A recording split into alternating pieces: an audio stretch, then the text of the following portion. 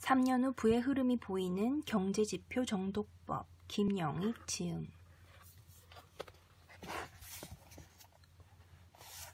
돈이 얼마나 잘 돌고 있는가? 통화승수.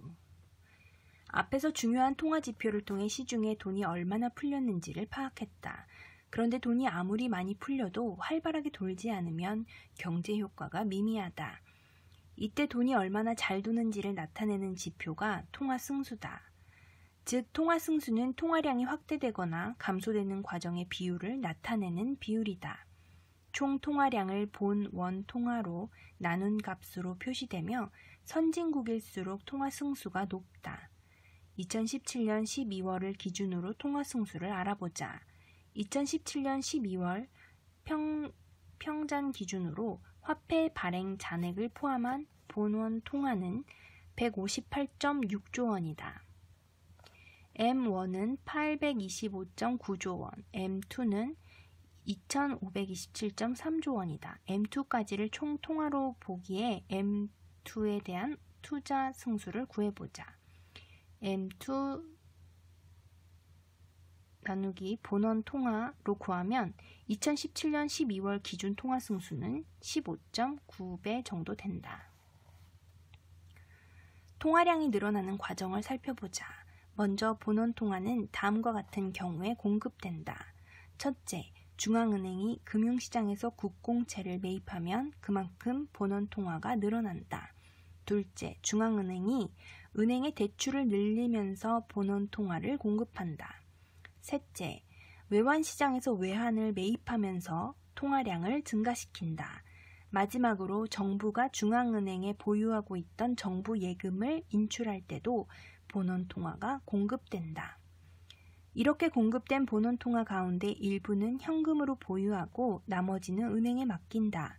은행은 예금자가 찾아갈 것을 대비하여 일정 비율을 지급 준비금으로 남기고 나머지 돈은 대출을 통해 시중에 공급한다. 이런 과정이 반복되면 중앙은행이 본원 통화로 공급했던 돈보다 통화 공급이 몇 배로 늘어난다.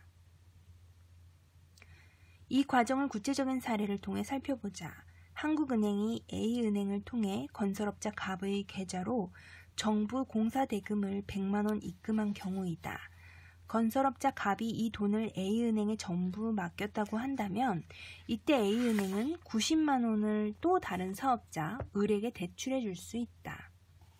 이때 통화량은 현금 90만 원과 예금 100만 원의 합이므로 190만 원이 된다.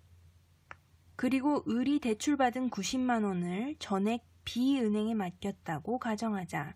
이 경우 B은행은 지불 준비금 9만 원을 제외한 나머지 81만 원을 병에게 대출해 줄 수 있다. 병이 이 돈을 다시 C은행에 맡긴다면 이 은행은 지불 준비금 8.1만 원을 제외한 72.9만 원을 대출해 줄 수 있다. 이처럼 은행이 예금의 일부를 지급 준비금으로 보유하고 그 나머지를 대출하면서 예금 통화를 창출하게 되는데 이를 은행의 신용 창출이라 한다. 이 사례에서 본 것처럼 한국은행이 100만 원의 본원 통화를 공급했을 때 지급 준비율을 10%라 하면 예금 통화는 1000만 원까지 늘어난다. 위에서 살펴본 신용 창출 과정에서 우리는 갑을 병이 현금을 하나도 보유하지 않았다고 가정했다. 그러나 현실 세계에서 이들은 일정 부분을 현금으로 보유하고 있다. 그러면 은행의 신용 창출 능력이 줄어들고 통화량도 그렇지 않을 때보다 감소하게 된다. 갑이 공사대금으로 받은 돈 100만 원 중 10만 원을 현금으로 보유하고 나머지 90만 원을 A은행에 예금했다면 이 은행은 81만 원만 대출할 수 있게 된다. 그렇게 되면 최종 통화량은 900만 원으로 100만 원이 준다. 한편 지준율에 따라 신용 창출 금액이 달라진다. 한국은행이 지준율을 10%가 아니라 5%로 내린다면 각 단계에서 은행의 대출 여력은 커진다. 앞의 예에서 다른 조건은 같고 지준율만 5%로 인하되었다면 A은행은 5만 원을 지급 준비 예치금으로 남기고 95만 원을 대출해 줄 수 있다. 나머지 조건이 앞의 사례와 같을 때 최종 예금 통화는 2천만 원이 된다. 그 밖에 은행의 초과 지급률도 신용 창출에 영향을 미친다. 초과 지급률이란 한국은행이 시중은행에 요구한 지급 준비율 이상으로 은행이 가지고 있는 예금이다. 초과 지급 준비율이 높다면 은행의 대출을 덜 해준 것이기 때문에 신용 창출 금액은 줄어든다. 따라서 통화승수는 다음 식으로 결정된다. 따라서 필요 지급 준비율, 초과 지급 준비율, 현금 보유 비율이 상승하면 통화 승수가 작아진다. 필요 지급 준비율은 중앙은행이 결정한다. 2018년 1월 기준 지급 준비율은 장기주택 마련 저축, 제형 저축 0%, 정기예금 적금, 상호부금, 주택부금, CD 2%, 기타 예금 7%이다. 필요 지급 준비율이 높으면 통화 승수가 작아진다.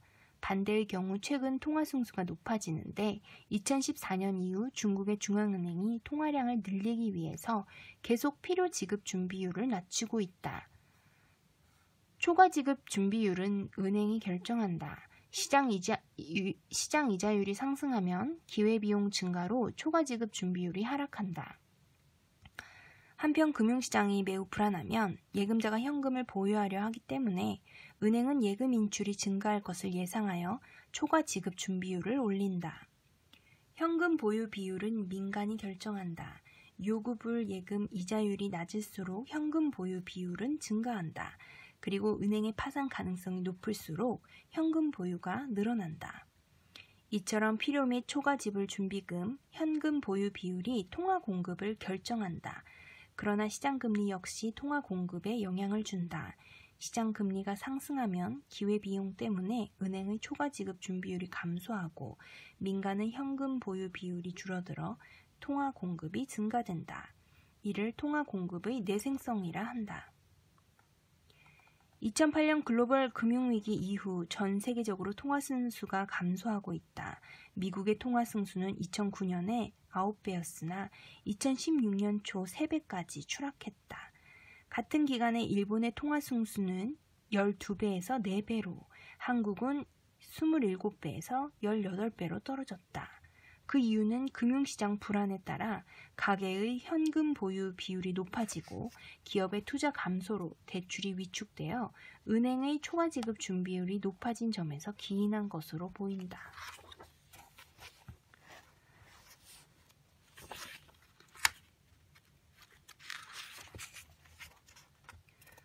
앞에서 본 것처럼 한국은행은 본원 통화를 공급하고 은행은 이를 바탕으로 예금 통화를 창출한다. 돈의 공급은 정부, 민간, 국외, 기타 부분을 통해서 이루어진다. 정부가 세금을 걷어들이면 돈은 정부의 은행인 한국은행으로 들어와 통화량이 줄어든다. 반대로 정부가 공무원 월급을 주는 등 재정 지출을 늘리면 통화량이 늘어난다. 민간은 가계와 기업을 말한다. 가계와 기업이 은행에서 대출을 받으면 통화량이 늘고 반대로 대출받은 돈을 갚으면 통화량이 줄어든다. 국외 부분에서는 국제 수지가 통화 공급을 결정한다.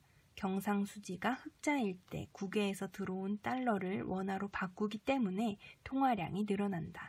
반대로 적자가 나면 통화량이 줄어든다. 기타 부분에서도 돈이 공급되고 환수된다. 예를 들어 은행이 건물을 사면 돈이 풀려 통화량이 늘어난다.